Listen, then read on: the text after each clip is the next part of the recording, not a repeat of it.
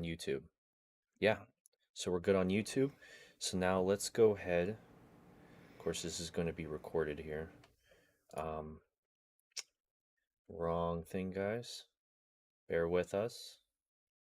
We're just trying to get some stuff here set up. Okay. There it is. Okay, now we need to get a shareable link. Get everybody in here. If you want to go ahead and type it in there and let everyone know that we're live, and then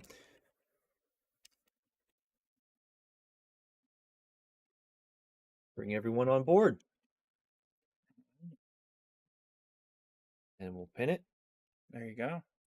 All right, guys. We should be good now. So, what I like to do just for some of these videos is just wait to see if some people join in here. Sure. Yeah. So then we can start talking about this. And so we'll start really quick though. Guys, thank you again for joining in. This is going to be like a special video for you. David and I, we used to work together.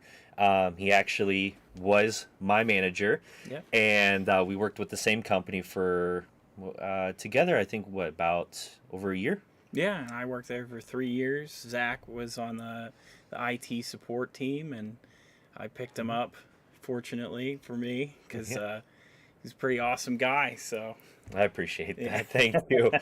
But yeah, I was very fortunate at the company that we were working for, and I'm very happy that I got to be a part of David's team, and now he's a part of us, and very knowledgeable guy about security.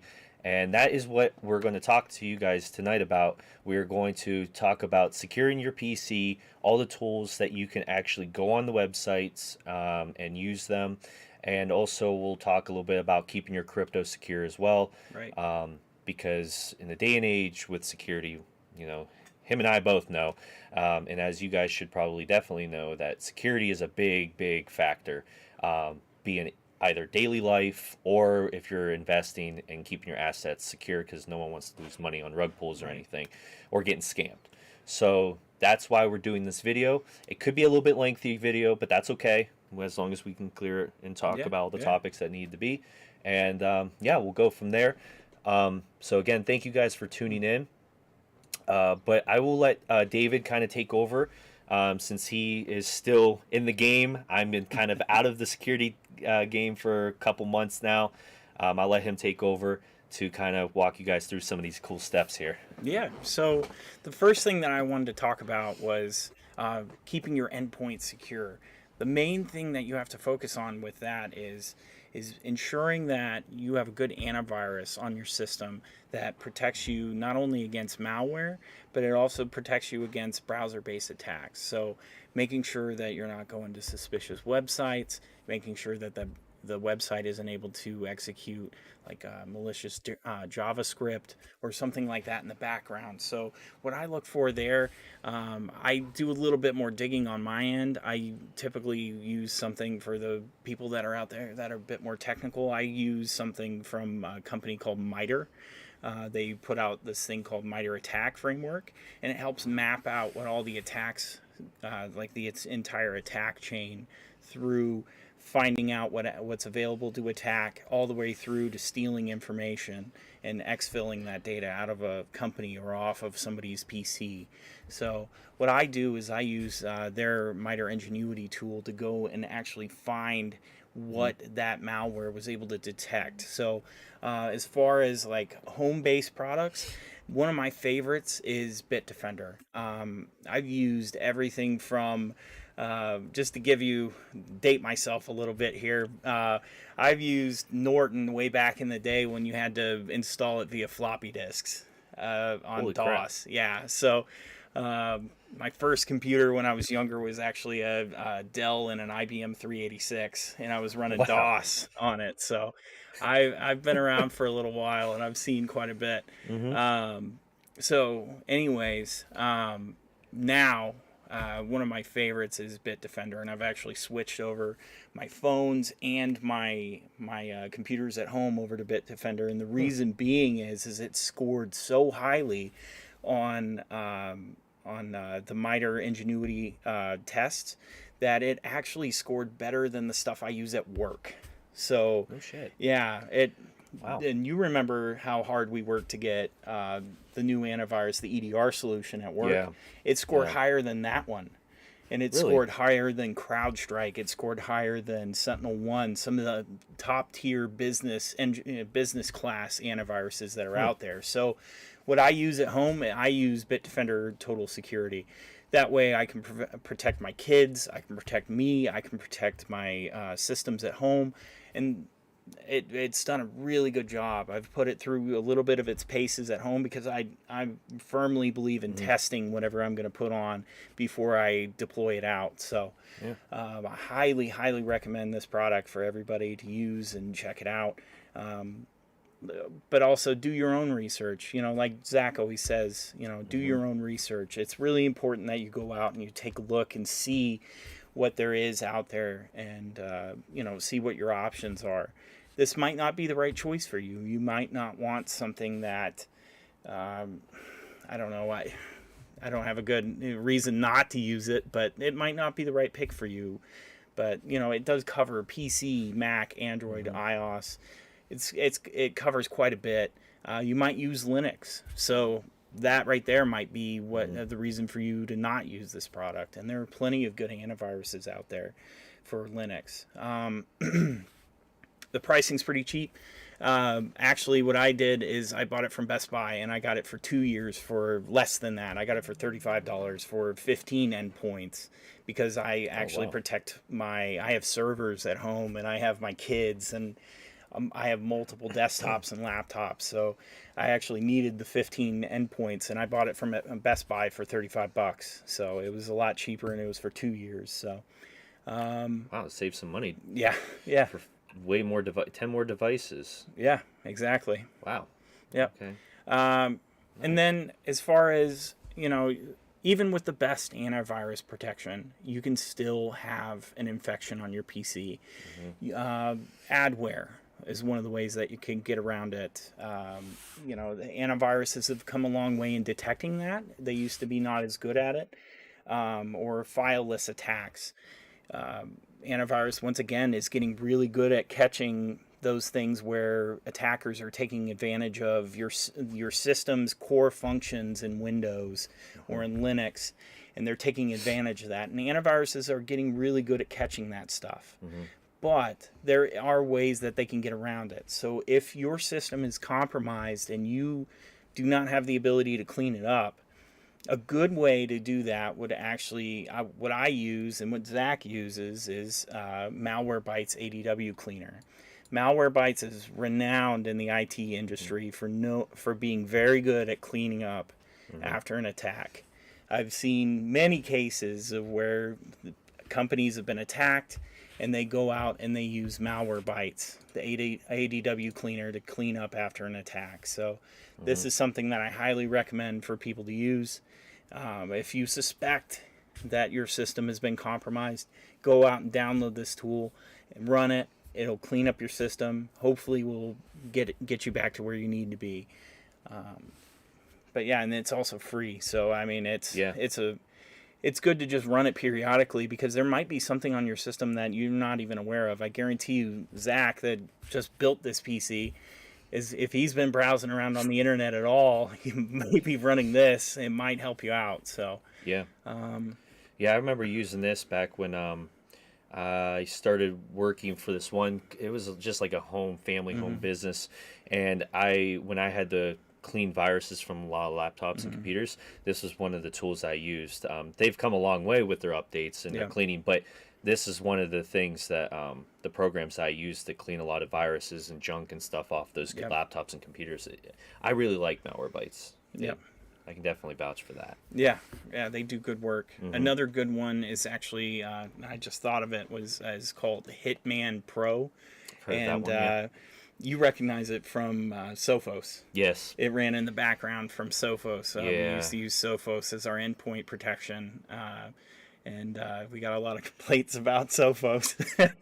Yeah. Oh, yeah. But Hitman Pro is a really, really good tool as well. It was targeted for ransomware and cleaning up those artifacts. So if you have something where that is a factor, I'd recommend Hitman Pro.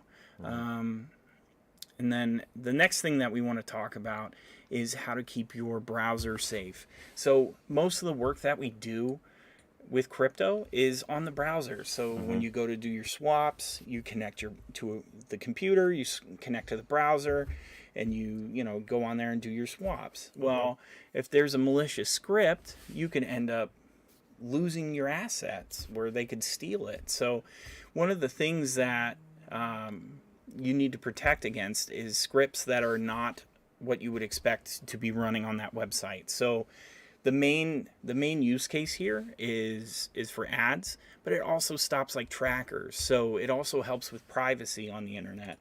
I mean, a lot of people get into crypto because they're conscious of their privacy, and this helps you stay safe on the internet by blocking ads and blocking trackers. And it also, I mean, it has other good benefits like getting rid of YouTube ads. This gets rid of ads on YouTube. You don't have to watch ads anymore. I mean, that's a bonus in and of itself. That's a bonus. I mean, that's a huge. This one right here is my favorite to use. There's quite a few other ones that are out there, but a lot of them have paid programs where an ad company can pay them and get onto their approved list and still serve up ads to you. So this one, he created this ad blocker after the project that he was on. They essentially sold out, and he created this one in order to keep it the way that he thought it should be. So there was uBlock, and now there's uBlock Origin, and this is the original. Or no, this isn't the original. This is the one that he created after that. So okay, cool. Yeah, this is an awesome tool to help keep yourself safe online, keep yourself, maintain your privacy as well. Another tool that I like to use to keep safe online is called HTTPS Everywhere. Just for everybody's awareness, if you go to a website and it doesn't have that lock right there up at the top, then it's not secure. You get the pop-up at the beginning where it says, it's the screen's red and it says, "Are you sure you want to go to this website?" And everybody hits advanced and then continue. It's warning you that connection might not be secure. And it's warning you that the certificate cannot be trusted. So the thing that encrypts the data between you and the server cannot be trusted. So what this does is if you accidentally go to pick a website, your Bank of America, and you type in HTTP and you go to the wrong website, this actually keeps you from going to an insecure website. So this little extension automatically sends you to the secure version of the website. Oh, that's good. So it's something that helps keep you safe online, so you don't put in your password on an unsecure website. Yeah. Somebody sniffs your password and steals that info. Yeah, because there's a lot of people out there that might accidentally hit a wrong key. Yep. Even with Google, type in google.com in too fast and you misspell com wrong, it'll still take you to some random site. Yep. So we got a question here from Jason. Is that a VPN? No, that is actually not a VPN. It's actually a browser extension that just redirects you to the secure version of the website. And we'll talk a little bit about VPNs here in a little bit. The next thing that I want to talk about is multi-factor authentication. We'll jump into passwords here in a second, but for me, the one before that, uBlock Origin. Was that what you were talking about? I believe so, yeah. I think so. Okay. uBlock Origin is an ad blocker. What it does is it keeps ads from loading in the background. It also keeps trackers from loading. So like little JavaScript tags on the website, it keeps those from loading in the background. So it's really nice because one, you don't have to go on a website and see a ton of ads. Web pages load quicker Mm-hmm. because there's less to load, and then it also blocks like YouTube ads and stuff like that. So yeah, that's the main advantages of using that. And then, so back to where we were, multi-factor authentication. Critical because it adds one more step that the attacker has to have something in order to be able to break into your account. So everybody's guilty of it. I've been guilty of it in the past. We reuse our passwords, and eventually at some point a service that you use could get hacked. I've had it happen to me before. Yeah. My big wake up call was somebody broke into my Hulu account, and I realized, wow, I've reused this password everywhere. So, I went out and I got a password manager, and we'll get into that in a second. And I changed all my passwords, and that was such a painful experience that I now have unique passwords for every single thing that I log into, and all of my passwords, and I get into this a little bit. All my passwords are longer than 30 characters, and we'll get into that in a second, why my passwords are so long. But anyways, multi-factor authentication is, you need at least 2 factors to get into an account. So what does that mean? It's something you know, something you are, or something you have. So something I know, a password. Something I have, my phone with the authentication codes or the pop-up notification to say, yes, let me log in. Or something you are, a fingerprint scan or a retinal scan. Not very common, but still people sometimes use that. You might see it with Windows Hello, where you go to log in and it scans your face and lets you in. Or some PCs have a fingerprint scanner. That's a second factor. So what we're looking for here is to add another step, make it more difficult to get logged in. And this service right here, a lot of people are probably familiar with Google Authenticator. I like Authy because it has a backup service. So if my phone is lost, I don't lose access to all of my 2-factor codes. That's so nice. You know how you have to scan those QR codes to get your 2-factor onto Google Auth? Yeah. This has a backup service that's secure and requires 2-factor authentication as well to get those codes back. So when I switched phones a month ago, I got a brand new phone. Adding my 2-factor authentication took me 2 minutes. I was done. I didn't have to go back and scan anything. I didn't have to worry about keeping my phone on, so I could go and deregister and then re-register. I didn't have to go through all that. This service made it seamless. Very easy to do. Yeah, see, that's nice compared to what we were talking before the live stream about with Google Auth. I've had to go ahead and reset everything to scan the QR code because it doesn't have the backup. And I remember at our old job with the issue with Okta verification. So you had to go through it again and deregister whatever it was attached to, and then and it was a pain in the ass to go through all those hoops. So I'm actually going to probably switch over to Authy here after the live stream because I'm tired of always having to scan the QR codes, again, and it's just a pain because even with Crypto.com, if I lose my, let's say, my QR code, I have to contact customer support and then jump through several hoops. I've had to do it once already. And it takes way too long. So Authy would probably be definitely a good way to go then. And then there's cases of where you can actually lose access to your accounts. And if you don't have the proper verifications that you're you could actually lose access to your crypto assets or to your Google account. Oh yeah. I've had cases where friends or family members have lost access to their Google account, and that's how they managed everything. That's how they got all their bills. It's a painful experience. So something like this really helps you with not losing access to that. Especially like if your phone was to be stolen, that would be the worst case. If you were using Google Authenticator or any other service like that, that would be the worst case scenario because it'd be a real pain to get back in to what you have. So, Oh yeah, 100%.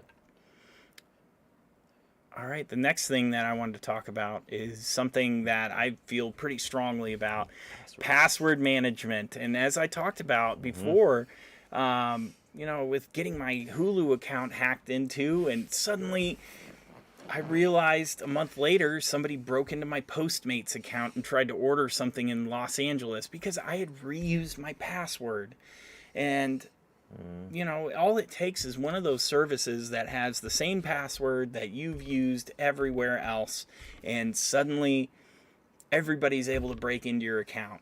So, what that's called is a credential stuffing attack, is where they take a password from one place and they shotgun it out to all across the internet and try to log in everywhere. And then wherever they're successful, they can steal that info in there. They can try to use your card in order to purchase things elsewhere, all that kind of stuff. So, next thing you know, your bank account, somebody's in Singapore is logging into, stealing your information and then buying things with it. That happened to me once. It was a horrible experience. Losing $500 when, I was a college student was pretty painful, and it really taught me a lesson that I needed to be more thoughtful about how I handled myself online. So what I use Keeper personally. It charges me $35 a month, but or not a month, I apologize, a year. It's $35 a year, but it gives me access to my passwords everywhere. And one of the things that I like about Keeper versus LastPass is it sets an encryption key unique to each person. And I'm pretty sure LastPass does this, but I'm not 100% certain personally that they don't have a decryption key, a master key. So I use ones where I am certain that there are no master decryption keys to gain access to my data. Because I want to remain secure. I don't trust any company to keep me secure because I've seen how it works. I know how easily companies can be hacked, and just a misconfiguration or not patching or something like that can lead to their company being compromised. So for me, I want as little of my information to be accessible to someone that breaks in as possible, and I think Keeper does a really good job of that. They've got a phone app so I can access my passwords and autofill things online, and they've also got a browser extension, and they've got a Windows app so I can take my passwords with me anywhere.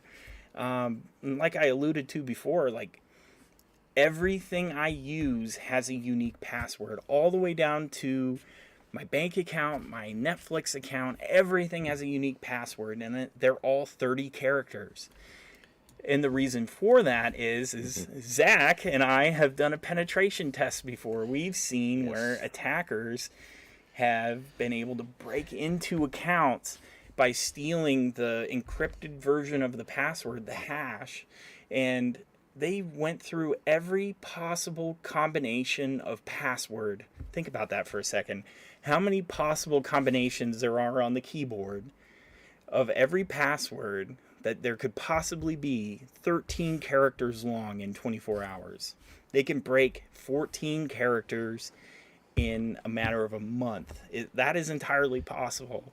Yeah. So for me, I make it as long as the service possibly lets me. I do 30 characters as a minimum, wherever possible. So if you think about it, it's worth it because it's keeping you safe. And that's the goal, right? Is to prevent your information from being leaked out there on the internet, from losing money. That is something that no one ever wants to go through. So No, definitely not. I mean, if you're especially like things that you're using sensitive information, banking accounts, doesn't necessarily have to be like streaming services like Hulu, but if it's anything involving, like, let's say your banking accounts, credit card accounts, anything with assets attached to it, those are big red flags. Those are red flags to the hackers. Like that's where they want to attack. Yeah. Things like that. All your sensitive information. So having a long password, very complex password, is something you definitely should look into. But having this, allows you to not always have to remember your passwords Right. because they're secure in this, which is phenomenal to have. Right. Exactly. All right. So the next thing that I want to talk about is keeping your systems updated. Everybody hates it. I hate doing it personally. Going through and having to find out whether or not my Google Chrome needs to be updated is just such a pain. I hate, like, keeping Office up to date and all the other programs like Adobe and all that up to date in the background is such a pain. I found this program recently called Patch My PC. It's able to scan 300 applications on your computer and keep them up to date for you. So like Steam, Notepad++, you name it, it keeps it up to date. OBS, it keeps it up to date. Yeah. So, I mean, there's tons and tons of resources on this program right here. It's portable. You don't even have to install it. You can just run it. Yeah, right here. Portable. So, yep. And there's a home version, so it's free for home users. So this is one way, and you can even schedule it too, so you can have it run once a week and keep you up to date. So nice. The reason why this is so important is, no offense to them, but Microsoft has done a pretty bad job of creating secure environments recently, and we've known that. Yeah, their patches. I mean, they've released patches where there's new bugs in the system, and there's misconfigurations from the default thing. People set things to make it easier for themselves, and they open up a hole for a hacker to get in, or for malware to get in. So this helps you stay more secure. The other main thing is it keeps your browser up to date. What are you surfing the internet with and finding, what is the most likely thing that is going to find malware on your system? It's probably going to be your browser, because it's going to the places on the internet and connecting to those resources and downloading and interacting with those scripts on the page. So keeping your system up to date to avoid vulnerabilities from, Chrome or Firefox or Edge or whatever browser you're using. I hope to God you're not using Internet Explorer. Please, guys, if you are, please switch. Don't use it. Please. It's the bane of my existence. Yeah. But anyways, so Patch My PC. It helps keep everything up to date, so you don't even have to think about it. The less you have to think about your computer being secure, the better. So I remember kind of like a little funny story is that the last place that David and I worked together at, I can't tell you how stressful it was for us to tell the IT team that we needed certain patches to be done, but we couldn't patch certain systems like ShoreTel because it was so dated, and we couldn't upgrade it because it was so dated, and we couldn't patch them. And there was the vulnerabilities was like a mile long, and it would stress us out so freaking much. That's why patches are very crucial. It is a very crucial thing, because if, say, there's, like David was saying, say there's an exploit in a previous patch, right? And let's say a hacker finds the exploit and wants to exploit it, what if it lets them RDP into your system, and then you don't patch your system, when the patch comes out to patch that exploit, and you just let it go for months. What if that hacker somehow comes across your computer, finds that you're running that old patch, and can RDP into your system, take control of your computer? That does happen. So this is a very good tool to use for that. Exactly. So like the perfect example here is something called malvertising. It's malicious ads that are used to gain access to your system. And, that goes back to what we talked about earlier with uBlock Origin, using an ad blocker to prevent that from ever running in the first place, and then keeping your browser up to date, because Google does a pretty good job, or Mozilla does a pretty good job, and even Microsoft does a pretty good job of keeping Edge up to date.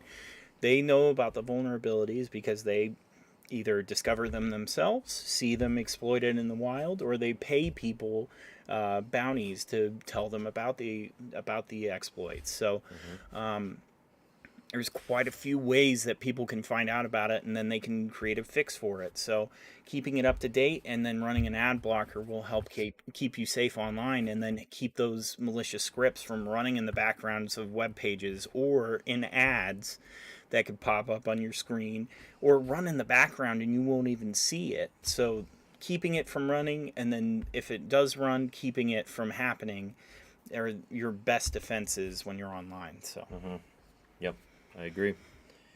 all right, so something that I wanted to talk about tonight was, how do you find out if something is malicious or not?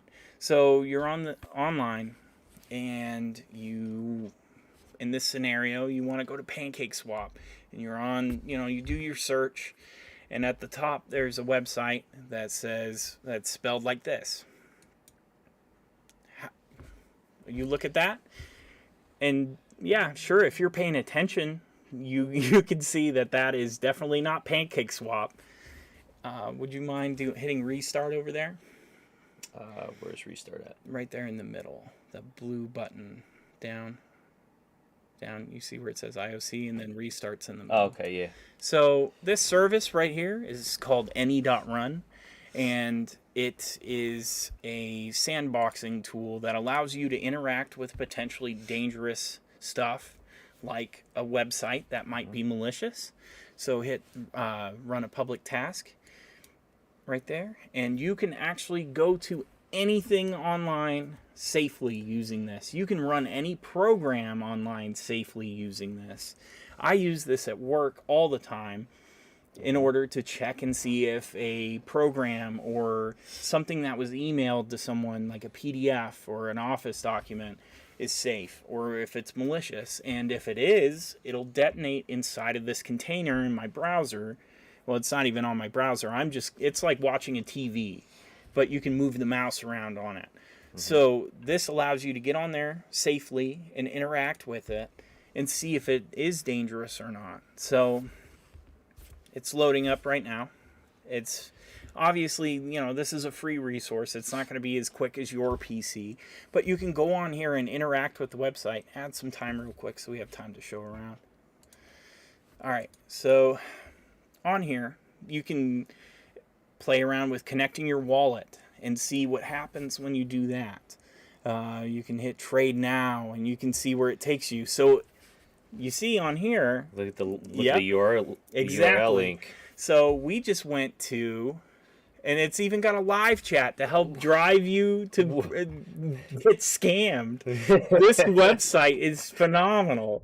It's great. Misspelling. Yeah, so I'm going to drive here for a Yeah, second. go ahead, take over. So you could even chat with the scammers on here if you wanted to. It's pretty phenomenal. So you can connect your wallet on here. MetaMask, SafePal, Trust Wallet, Wallet Connect. You can connect to them, and then as soon as you connect, I'm sure they're going to steal all your assets from you. So on here, it looks very similar to PancakeSwap, but notice you can't interact with anything on it. It doesn't do a whole lot. If you do click on win, it doesn't go anywhere. It added this little the hashtag here, so it just stays on there. That's basically what that does. It's just a screenshot with a chat window and the connect wallet button. Pretty sneaky. But if you weren't paying attention, you wouldn't have known that. And this gives you a safe resource, a safe place to go and check that. And then down below, you can see it basically does packet captures for you. So if you're not technical, it's collecting all that information in the background of where it's connecting to, where it's located in the world, what process connected to it, so you can see exactly what's going on that machine and whether or not something malicious is happening in the background. So this is a great resource. If you are not sure of whether or not it's safe to go to that site, dump it in here and check it out. So it's just any.run is the website. And we should add that into the description once we're done for the video, is add in some of these links to these websites that we're going to, so that way you guys have a safe place to go and check this stuff out. So, and like we said, you know, it gives you all these links to where all it goes. You can see all these places in the background, like aggregatorSiri.com. So they're like, it is very Yep. What was the one? I actually seen the one for the URL there. Right there. Cryptos.online. So there you go. It gives you everything right there to see. This is probably not safe. Another thing that I highly recommend people use this for is whenever you get those bit.ly links, you don't know where they go, and they might not be safe. Put it into here, test it out, and see where it goes. So that's whenever, like he said, with the bit.ly links, any link you guys get from someone, that being, you know, on Telegram, on Twitter, anything like that, and you're not sure who is sending that link, if it's suspicious, if you think it's someone trying to mimic David, myself, Hydra, anybody that's trying to act like us and send you a link to click on, you can use this site, copy that link, don't click on it, copy the link, paste it on this site, and run it and see where it takes you. And you can interact with it here, and you're safe on here, okay? Exactly. Yep. All right. So some other resources that we wanted to bring up, like VirusTotal. On here, it doesn't necessarily say that the PancakeSwap website that we showed you is malicious, but how long has PancakeSwap been around for? Years. Yeah. Right? For me, a huge indicator right there was ForcePoint Threat Seeker says this website was newly registered. Well, that's not the case for PancakeSwap. Nope. PancakeSwap's been around for a while. So that right there, to me, as a security expert, I'm saying this is phishing because it's newly registered and it's telling me this is probably not where I intend to go. So there's other things on here that can help you determine whether or not something is malicious or not. For some reason on here, it's not showing the registry information.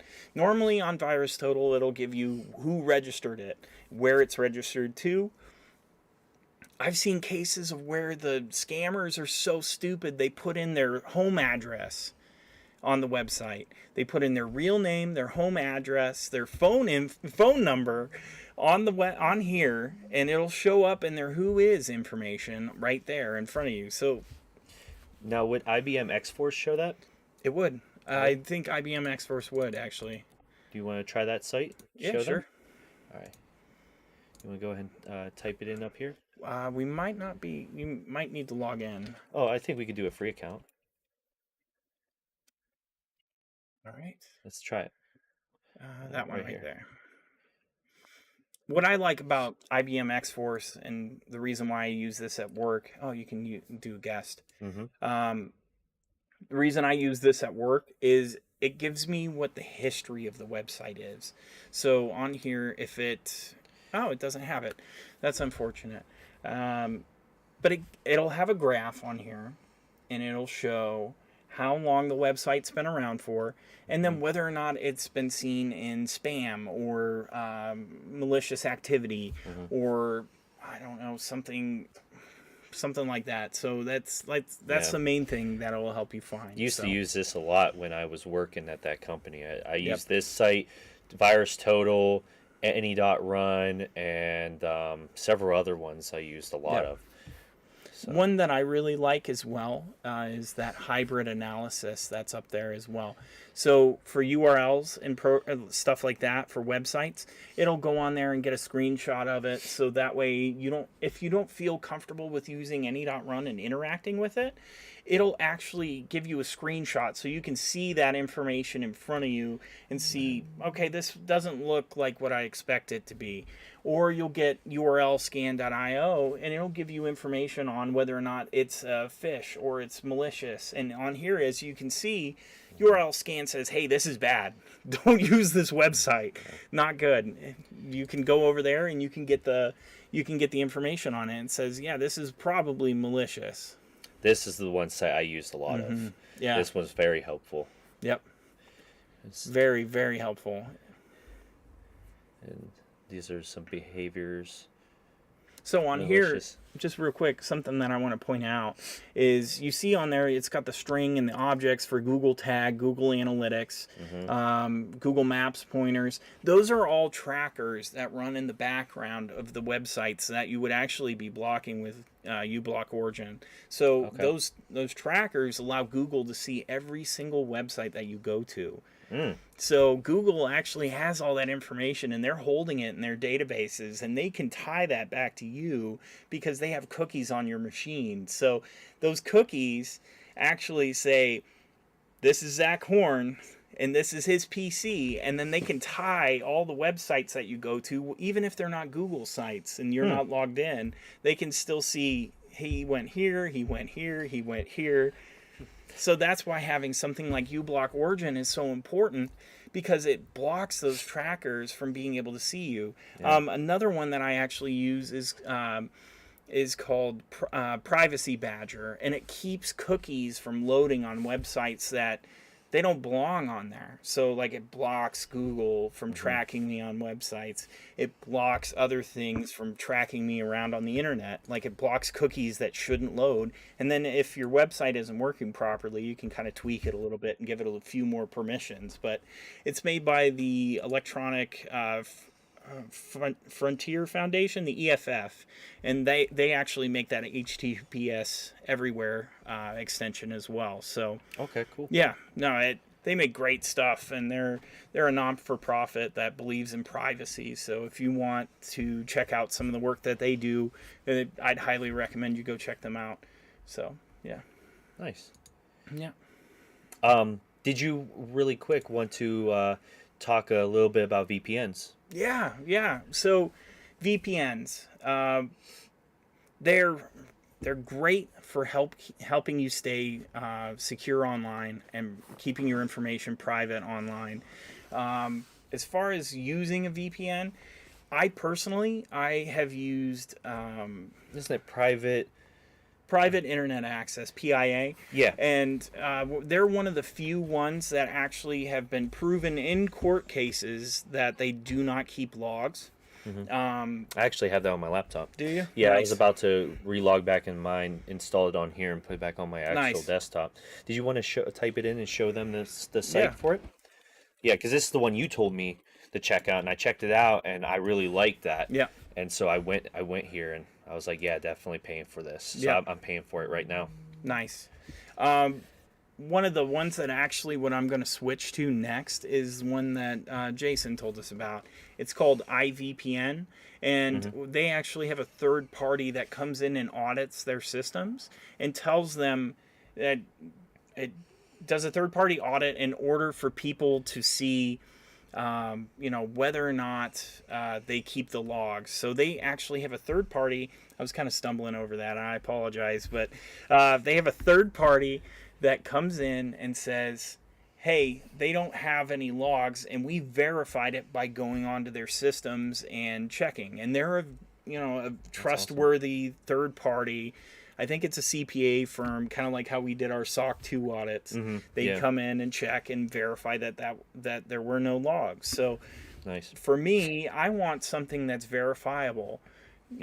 Private internet access has court cases that say we don't have logs. We can't say who did that on your network, because we don't have the proof. Yep. iVPN has logs, and they're based in, I think it's Cyprus. So they're based in a country that doesn't have requirements to, provide intelligence information to, if you really want to go down the rabbit hole of paranoia, they're not based in a Five Eyes country, so they don't have to collect logs and transmit it off to GCHQ or the NSA. Yeah. But for me, I don't worry too much about that, because that's not I'm not a part of Anonymous or anything like that. So like, I'm not too worried about that stuff. Yeah. I just want to make sure that I stay safe when I'm at the airport or I'm, yeah. traveling, or, I have to get on the VPN. There's places where I have to get on the or get on the Wi-Fi on a public Wi-Fi.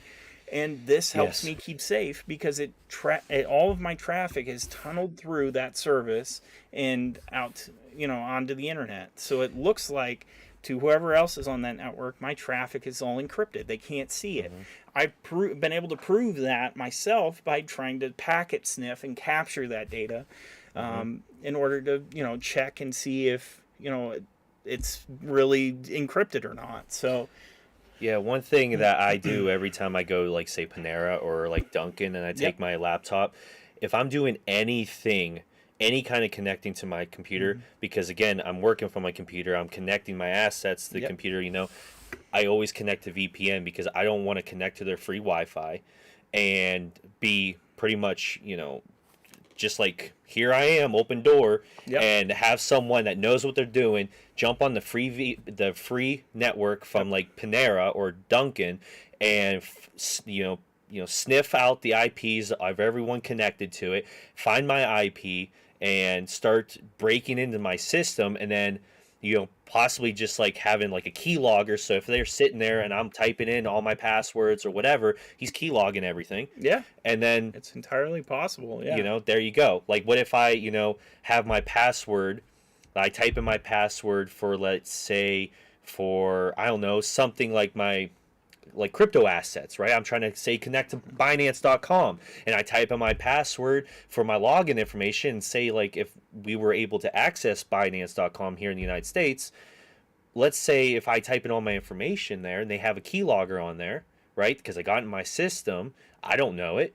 And then, I type that all in and I keep my assets on there. Well, guess what? Now they can go in there, log in, and send all of my assets to their wallet, and boom, I'm done. Well, how did they get to that? Well, possibly not having a VPN when you're on free Wi-Fi. That's a good way of exactly. Another way that they could do that's doesn't require hacking your machine would be redirecting your DNS requests. So whenever you go to a website, and so basically you use an English term of Binance.com, it has to send off that request to go find the server, and the server only knows an IP address. So say it's 1.1.1.1, it has to convert Binance.com into that IP address, and it does a DNS request. Well, if you ever look, usually your first DNS server is the router that you're connected to, and then the router forwards it on to wherever it goes next. You could do what's called DNS poisoning and redirect that traffic to your DNS server, where I have a custom DNS record that says, no, Binance.com is, the sketchy pancake swap website that we went to earlier, and suddenly you're going there connecting to it because you're not paying attention to the link at the top, and suddenly you're lost all your assets because you just had a DNS poisoning attack. I'm not saying it's very likely, but it's possible. It's within the realm of possibility, and we're just discussing the things that people can do in order to steal your crypto assets or harm you financially in other ways. So if I were someone that was sitting in a Dunkin' Donuts and I wanted to, trick you into giving me your info, I would actually do that DNS poisoning attack by setting up like a pineapple router and tricking you into connecting into my hotspot, and then connecting through me, and then providing that DNS info, so that way your information, I'm capturing it. Another thing about public Wi-Fi is, going back to DNS, all of that information, that all the requests that you make can actually be seen. So, even if it's encrypted, even if you have the encrypted logo up here, it's HTTPS, I can still see this part of the URL, even if it's encrypted, because there has to be that handshake between you and the server. I can still see the website that you went to. So say you don't connect to VPN, I can see that he connected to Authy.com. I can see that we went to chrome.google.com. I can see you went to malwarebytes.com. I might not be able to see the full link, but I can see that part, even with encryption. So, and then from there you just snowball and you can piggyback. Yep. And if you're a very strategized hacker and you know what you're doing, yep, you'll know how to get that information. yep, exactly. This is the one that I'm going to be switching to next. So, just for your info, that's what I'm going to be using next, just because I want that extra layer of security. They have that third-party audit that proves that they're secure. So maybe I'll look into this one Yep. too. Yep. I'll look into this one. If it's good enough for our friend, it's good enough for me. Yeah, right? Yeah. Exactly. So appreciate everybody leaving the comments on here. We're so happy that you guys find this to be valuable. You know, Yeah. I'm super happy that you guys are excited about this and excited about the project. So thank you. One thing that I want to do, just for the fun of it, I don't know what it's going to do, but do you want to detonate some malware in any.run? We can. All right, just for fun. We're talking about security. We're talking about these tools. I have been following the situation in Ukraine, and there are some new versions of malware out there, and I haven't tested them yet. So let's test them live on any.run, and let's see what we got. So Let's do it. give me 1 second. I'm going to pull this off to the side, and I'm going to find where these... I'm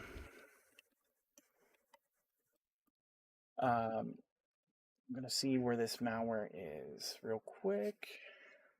So, there we go. All right, so part of what I've been doing at work recently is just keeping track of everything that's going on, and then like what's really interesting is like how world events impact not just the finances like crypto, how we've seen, the rebound in Bitcoin from, people buying up crypto in the middle of this tragedy that's going on. We're seeing in the security space a massive, like a ton of new threats, new like attacks and stuff like that. So let's see if we can get this to run. Let's see. It might actually be down. Oh yeah, the site's down. Okay, so let's stop this one. It looks like this one's been taken offline because it's pretty well known at this point. That's a shell file. So this is an IP address. This might work. Also, something that's kind of impacting the availability of this stuff is, just the fact that, networks are hard to access right now. So, here we go. We got this one to run. Yep, I want to run it anyways. All right, Windows Software Protection Service. This is interesting. Would you look at that? So we're going to see on the side here, where this is going to start reaching out. So we see right here, we see this call back to this server in Lithuania. And just because it's in Lithuania doesn't mean it's actually Lithuania. Anybody can go out there and buy like a cloud service in that country, like AWS or Azure or Google Cloud, that kind of thing, and rent a server to run their malware from. So in the background, we can see all these connections out. These are all normal, like Windows Update, but we can see where it's connecting back to that server. And we see back here where it is doing some activity in the background. It got MSI exec and app service. So we can see where this was making some requests in the background. I mean, it's not really doing a whole lot. I don't know necessarily what makes that malware trigger. It might be like a time bomb kind of thing where it kicks off at a certain time or it waits for a certain action. But, it was interesting to reach out there and connect out and see what happened. I didn't know what it was going to do. I'd never done this before for this particular strain of malware. So I figured it'd be something fun to do on the stream for everybody to kind of see what this tool can do and what to expect when something bad happens. We can see these services. It registered a service over here, vssvc.exe. It might not have had enough time to do what it was supposed to do, but we can see where it was starting to do malicious activity. So it's flagging it up at the top. Doesn't always mean that it's malicious. you have to do a little bit of snooping around, but it usually is a pretty good indicator that something bad happened there. So just thought it'd be something fun to share with everybody, you know, kind of see what it looked like. So, but No, yeah. that's cool. Yeah. I miss seeing that kind of stuff. I haven't done this for months now. Yeah. So it's been cool to see. Something else I thought would be kind of fun too, like talk about like what do you do to keep safe? Like I've got at home, I have like a whole setup at home. So I have a server that logs everything that all my workstations do, and then I can go and search it. It's called Waza, or what, I don't really know how to say it right. So it's a securities platform that logs everything, and then I get these cool little dashboards that tell me, you know, whether or not something malicious could have happened, that kind of stuff. I run that in the background, and I collect all my logs, and then I can go back and say, you know, is there, you know, there's intrusion detection, so is somebody trying to break into my systems, all that kind of stuff. Let's see, what else do we got? I also run a Piehole. This is my favorite one. So I run a Piehole at home, and I get to filter all of my DNS traffic. So nice. Something that you might not have known, I have a TCL, like a Roku TV at home, and I have a Samsung TV at home as well. Both of those have the ability to either screenshot what you are watching or take a clip of what you were watching and send it back to Roku or Samsung. Oh. So anything that you're watching on the TV, Samsung or Roku can see it. This allows me to block that so they can't phone home and send that telemetry back. I've also been able to catch where my daughter's phone was you know, hacked, and see when, you know, it started connecting out to the so-called dark web, or, you know, like a onion site. You know, this allows me to see things on my network and the requests that are going out. So I create a custom DNS server for myself, and I'm able to block things and make it more safe. And then on top of that, to add more resiliency to my network, because I had this die and I lost all internet connectivity. So a free service, if you don't necessarily want to create a Piehole, I created my own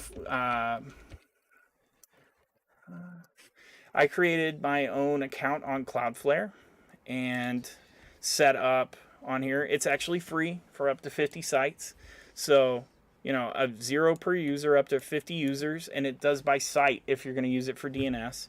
I created my own lists and stuff on there, and I filter out my own traffic. So if my Piehole goes down, it backs up to this, and I get more resiliency out of it.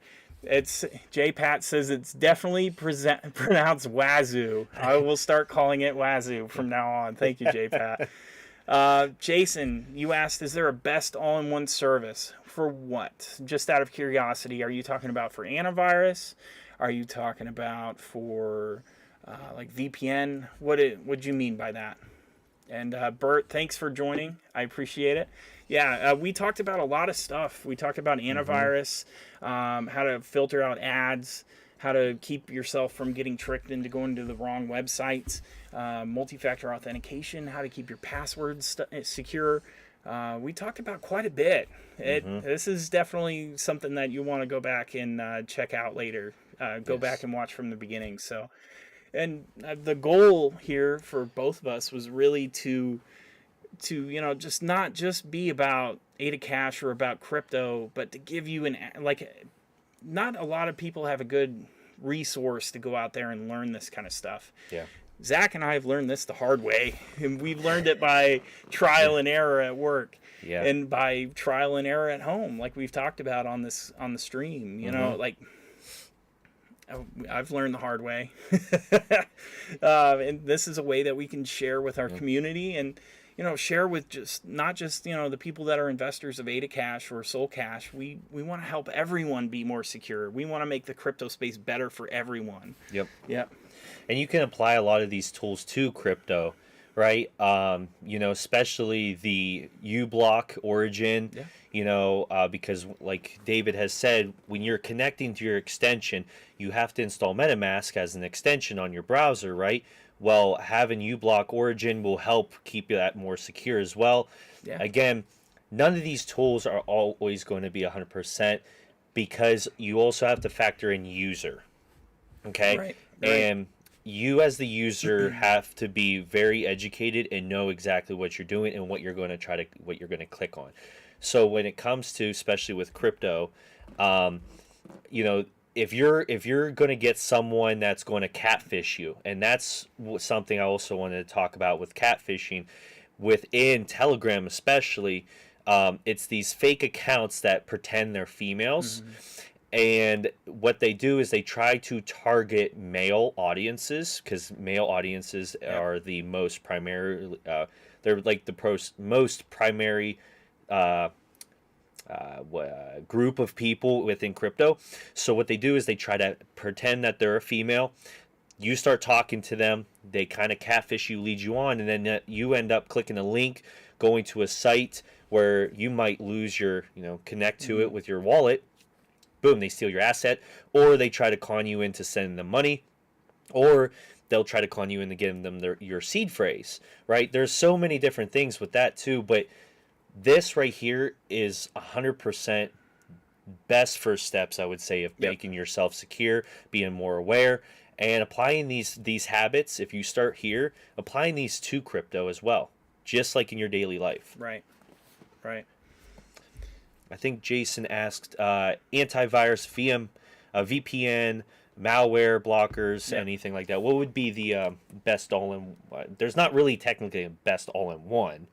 That So if you combines wanted to get an everything. all-in-one solution, I mean, if going back to what we first talked about, Bitdefender comes with a VPN service. So, I mean, Yeah. if you're going to use it for short bursts, you get up to 200 megs a day. So if you just need something where you're not going to be watching Netflix on it. You Mm-mm. just need to do a transaction, or you're traveling and you're in the airport and you have to use the Wi-Fi. That's what that This would would be. probably be what I would recommend for you Yeah. then. As and going back to what we talked about at the beginning, I do this professionally. Like, this is what I do for a living: is do security, protect enterprises, large companies against hackers, against malware, against that kind of stuff. And honestly, Bitdefender, from the research that I've done, the digging into it that I've done, and I use professional, well-regarded sources for this kind of stuff. And I also dig into it myself on, doing testing and doing, analysis of whether or not it actually is as good as these sources say it is. Bitdefender stacks up pretty well, and honestly, it's better than some of the tools that I use at work. It ranked better than CrowdStrike, and I don't know if you know what CrowdStrike is, but it's pretty damn good. uh, so I highly recommend using Bitdefender. I've switched over to it at home, and we talked a little bit about all the stuff that's out there. This is what I would recommend if you're looking for an antivirus. VPN, private internet access, has a proven track record in court that they don't have logs. iVPN, honestly, I'm going to be switching to that one personally. iVPN, they have a third-party audit that actually goes and checks to make sure that they don't store logs. They have the third-party audit, just like we do. Nice. So, yeah. So and the nice thing about Bitdefender too is it also protects your browser. It protects your network. It's got intrusion prevention. So, yeah. No, Jason, we're so happy that you found this to be useful. Hmm. Um, Happy that you guys joined us. Yeah. Yeah. That was the main thing for you guys. We wanted to definitely bring this kind of you know exposure and education to you guys to teach you just like where to start, Yeah. right? And of course, I haven't been in the game like David is. This is his full-time job as well as helping, and being the manager for our Reddit, Yeah. for our project. Um, I've been out of the game since last October, so I haven't been able to keep up to date with everything because it's not my 9 to 5 job anymore.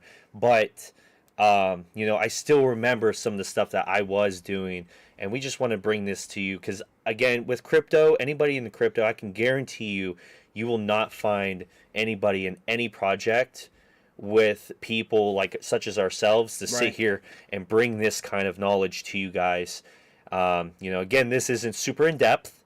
I'm sure David could definitely go really in depth with a lot of stuff. But again, Right. for the time being, this will help you guys, Mm-hmm. at least get you started where you should start to look and, get you there.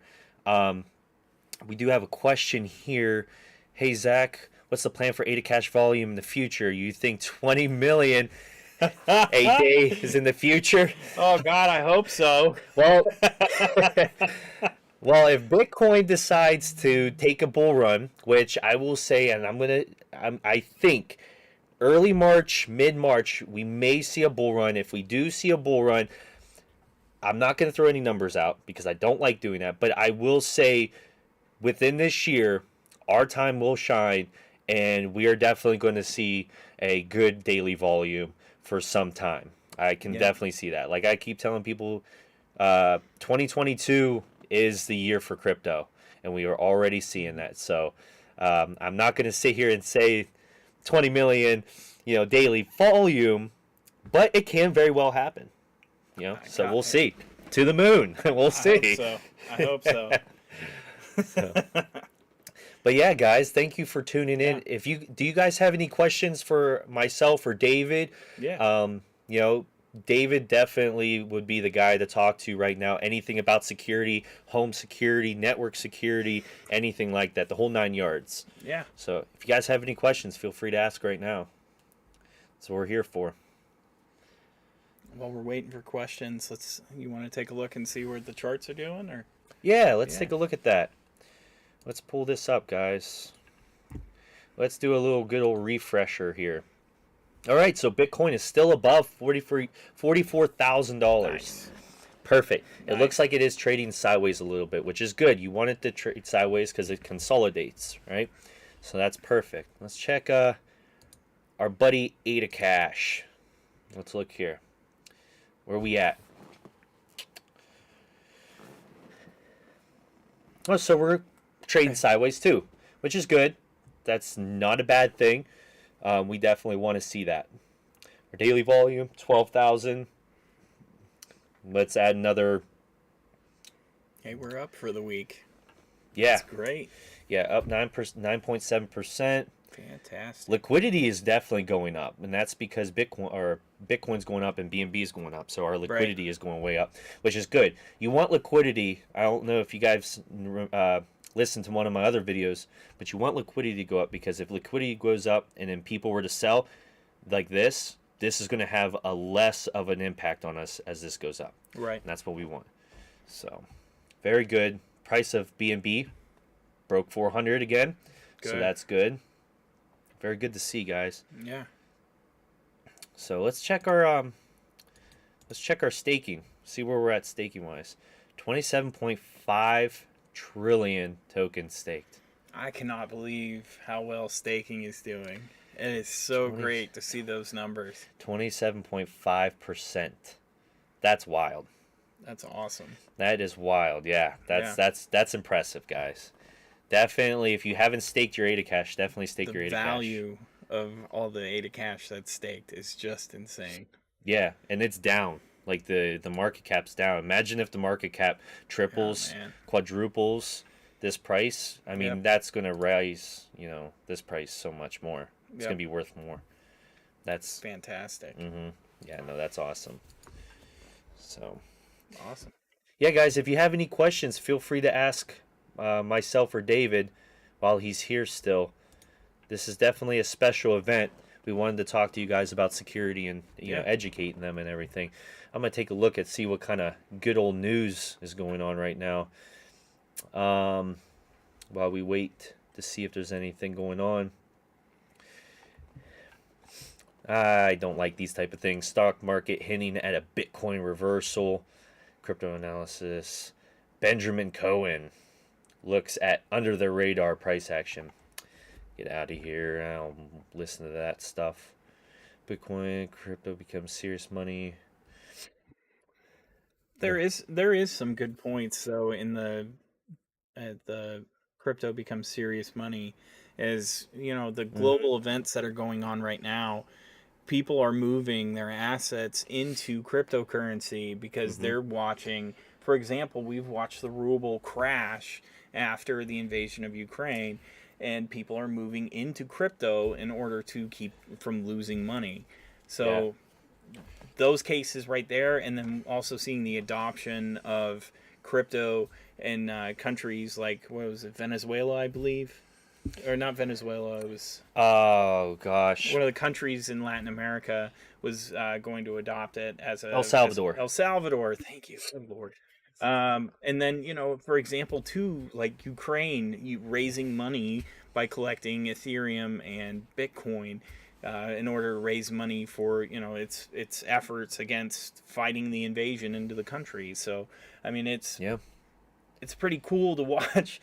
I mean, it's sad to see those things happen. I mean, I was in the military myself. Seeing war happen in other countries and seeing that happen is sad. It's terrible.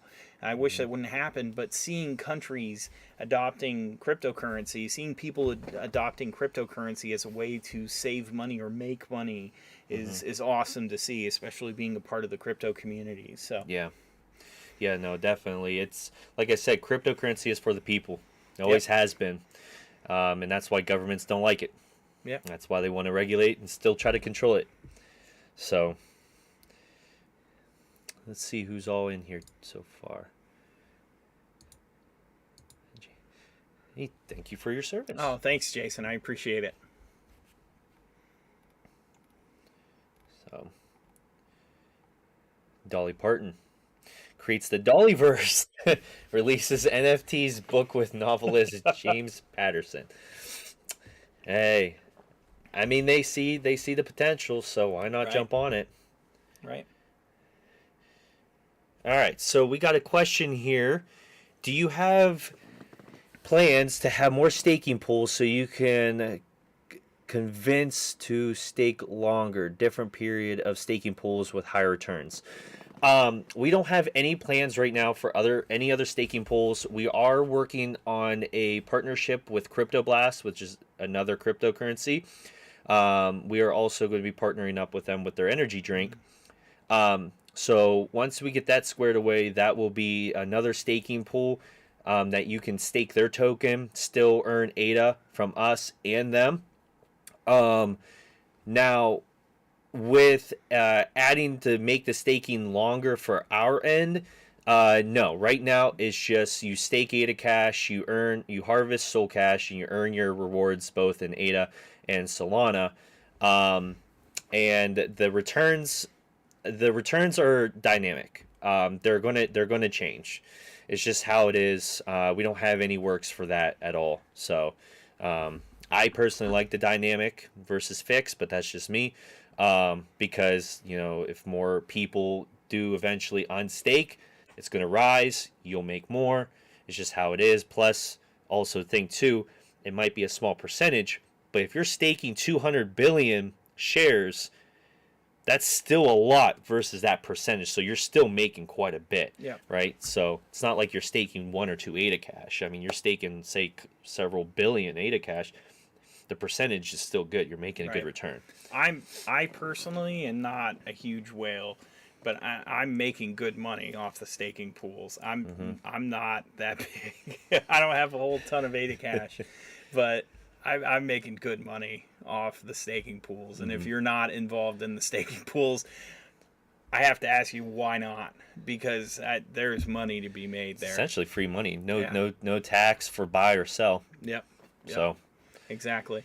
Jason asked me, or he said he was in the Marine Corps. Thank you for your service. If you get this in time, what was your MOS? I'm curious. I was in the Army. I did 6 years in the Army. I was active duty, 4.5 of those. I was an infantryman, based out of Fort Lewis, Washington, with the 2nd Infantry Division, and then I did a year and a half in the reserves as a computer systems operator when I was going to college to try and get some extra, earn some extra money and try to get more job experience before I finished college. So I'd be ready to go once I finished up. Heavy equipment operator, nice. We definitely, you guys saved my bacon a few times in Iraq. The heavy equipment operators, you guys did great work keeping us safe when we were out on our checkpoint operation. So thank you for your service as well. I appreciate you. That's awesome. Yeah, That's I got awesome. a few stories. Yeah. I know the one story that always cracked us up in the office was the Walmart one. Oh, my college job? Yeah, that Oh, always God. cracked us up when you told us that one. Which one? When the one, I think it was the one you tackled, you laid someone out because they were stealing or something. I Oh. can't remember all the details, but that one was a good one. Yeah, so I worked for Walmart. I did loss prevention when I was in college because being an infantryman in the Army, you're not qualified for much else, I'll be honest. So a guy was stealing a TV and he running out of the store. I went to stop him and he spun around and kicked me in the ribs. Well, I was allowed to defend myself. So I defended myself pretty well. Let's just go with that. Yeah, that was funny when you told us that one. That was good in the office. What do we got here? Is Binance listing AdaCash possible this year? When Binance? No, Binance is not going to be on the table, and I will explain actually why it was on the table. Because centralized exchanges do not accept our tokenomics. And what I mean by that is, in order for us to be listed on there, we don't have the traditional tokenomic system like SHIB or Doge or Bitcoin or Ethereum Right. or Polygon or any of those. We offer a reflections token, right? We offer passive rewards. In order to have passive rewards, you need to have a tax system, right? So that's a tax system when you buy and you sell in order to get those paid out. Now, with Binance, they don't accept that. With Bitmart, they don't accept that. A lot of the centralized exchanges do not accept that right now. However, there are two exchanges that I remember that we are working on, that we are kind of working on and working with. Again, that's still a little bit of ways away.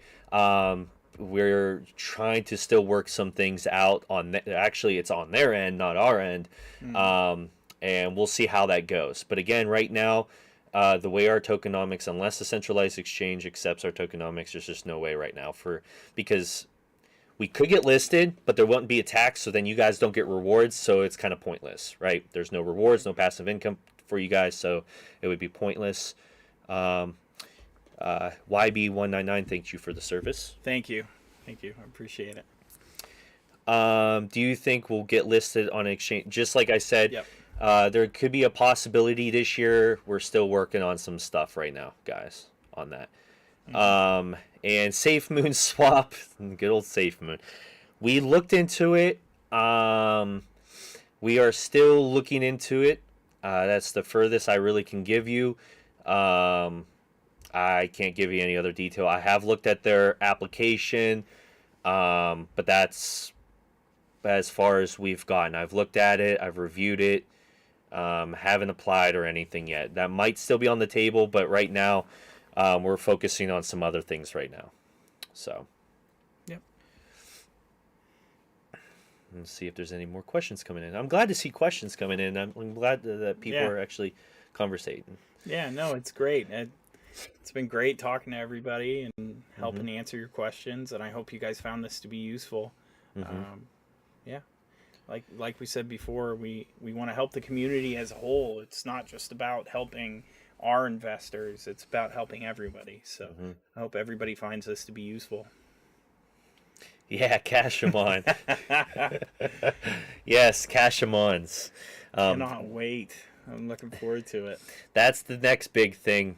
It really is. The next big thing is cash them ons. There are I would say, a handful of new other things behind the scenes that we're working on right now. But right now, we just, CASHVerse is the main big focus. Right. We want to get that out to you guys as fast as possible. But again, we don't want to rush it because we don't want it to come out broken, right? So we want it to be as close as perfect as possible and come out without any bugs and issues for you guys. Right. Yeah, we can't wait either, man. We're pretty excited. I think by now everybody knows that Hydra doesn't turn out crap work, right? He hasn't disappointed yet, and I don't think he's going to. No. That's not Hydra. Yep. Yeah, definitely not him. So, yeah, if you guys have any other questions, definitely feel free to ask. We'll go from there. Let me go ahead and while we're here, I'm going to go ahead and refresh the page and see where we're at. It's gone up a little bit. A couple $100. Yeah. How much is enough of AdaCash? I love that question. I get it all the time on Reddit. How much is enough? Well, how much is enough is how much you can afford without causing financial strain to you and your family. That is how much is enough. Yes. Like we talked about before, I'm not a huge whale. I mean, I don't even, to be honest with you, I don't even have the max amount for staking. And I'm still earning good rewards on staking. I'm earning pretty good money off staking, and I don't have a huge bag. So I mean, whatever you can afford is what is the right amount. So that's the best advice I can give you. I don't want to see anybody overinvest and get into a situation when the market goes down that they're desperate because they put their rent money in thinking that they were going to earn more, or that kind of thing. Like, whatever is the right amount for you that you can afford is the right amount of AdaCash. Yes. To piggyback what David just said, if you can afford it, the more you have, the more rewards you're going to get. That's just how it is. You know, if you have, say, your goal and you can afford to buy 1 trillion shares, you expect to get a decent amount of rewards when you get your next payout. So again, the best motto I could say is the more you have, the more rewards you get.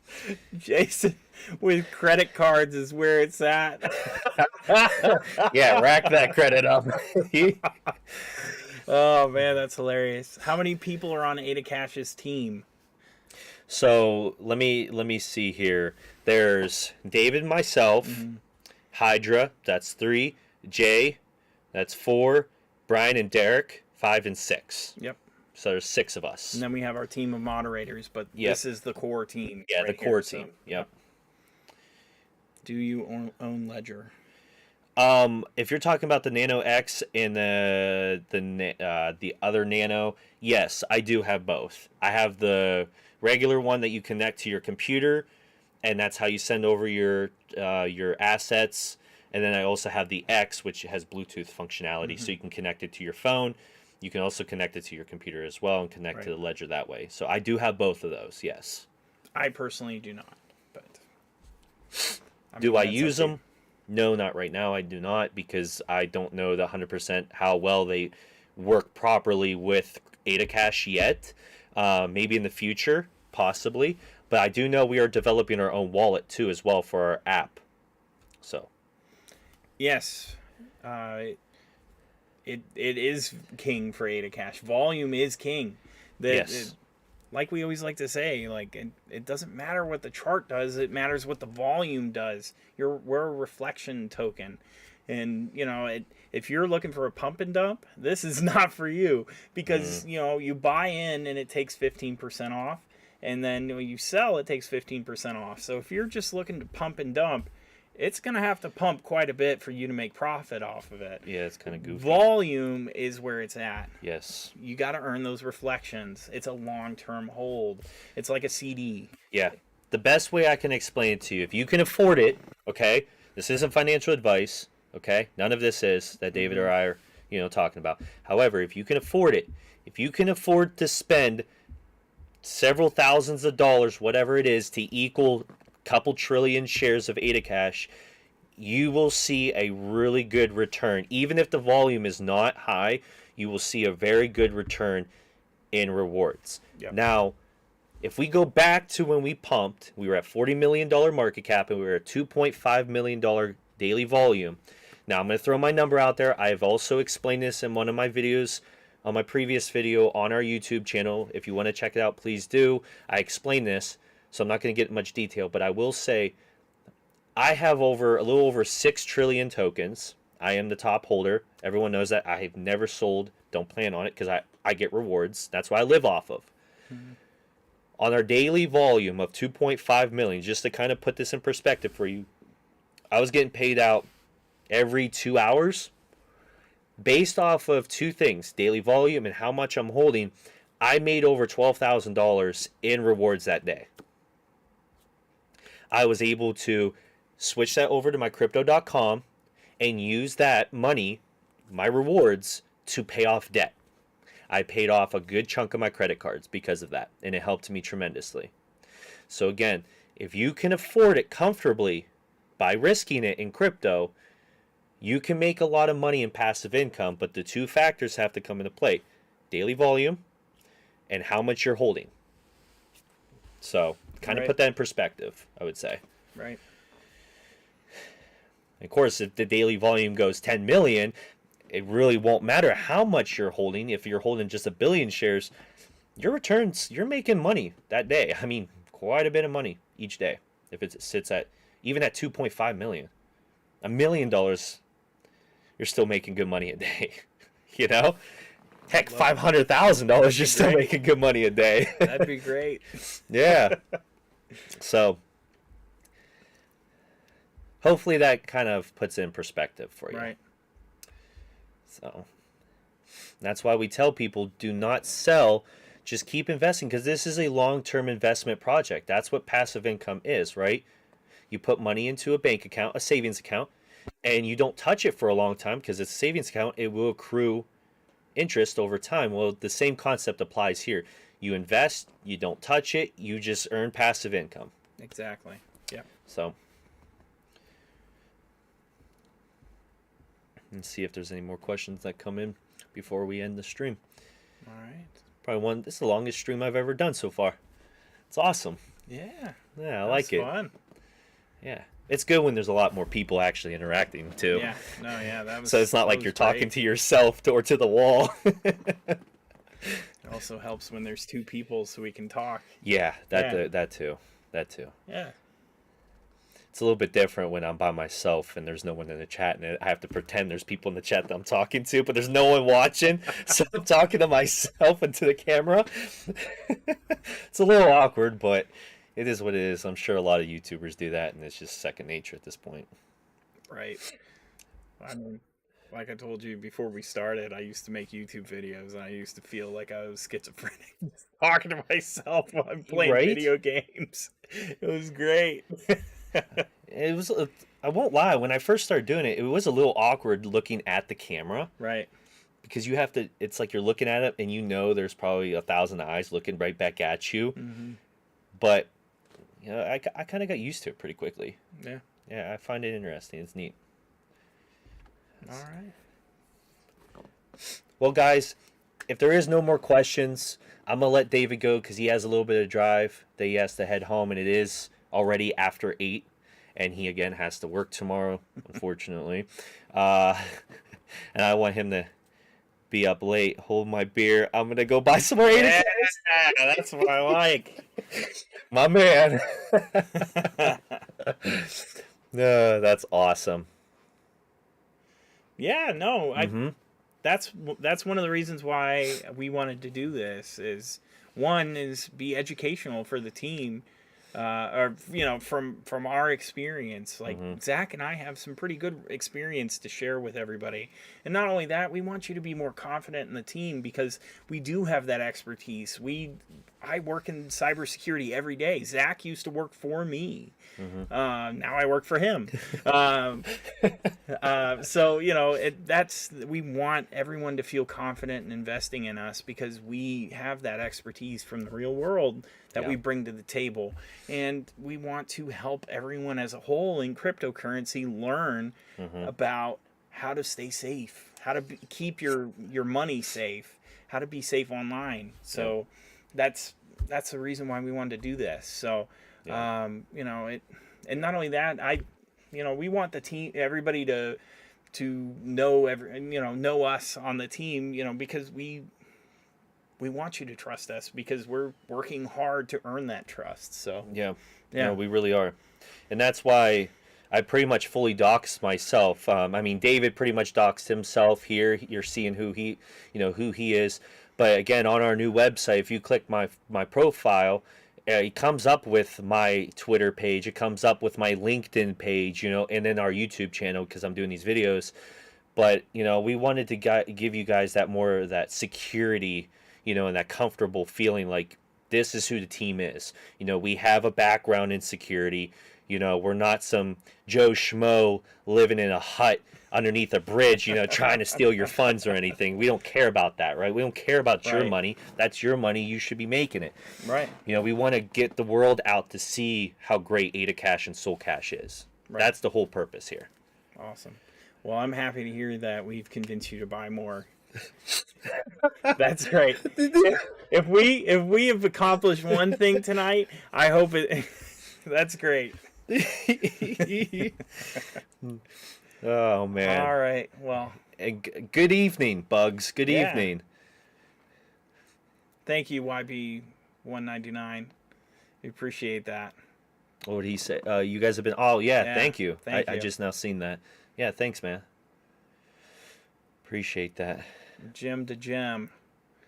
Thank you. We hope to make it to the moon soon. Yeah. Yeah, if Bitcoin lets us. Or if people stop selling. That would be nice too. Well, even if they sell, I still make those reflections. Oh yeah, even if they sell or they buy, we still get that daily volume up. I think that's the best thing about this coin too is Well, I think real quick before we go, and I think like you said, I think a lot of people think that sells are always bad. And normally they are. In Bitcoin or anything they are, because that's how you make your money. But with CASHVerse,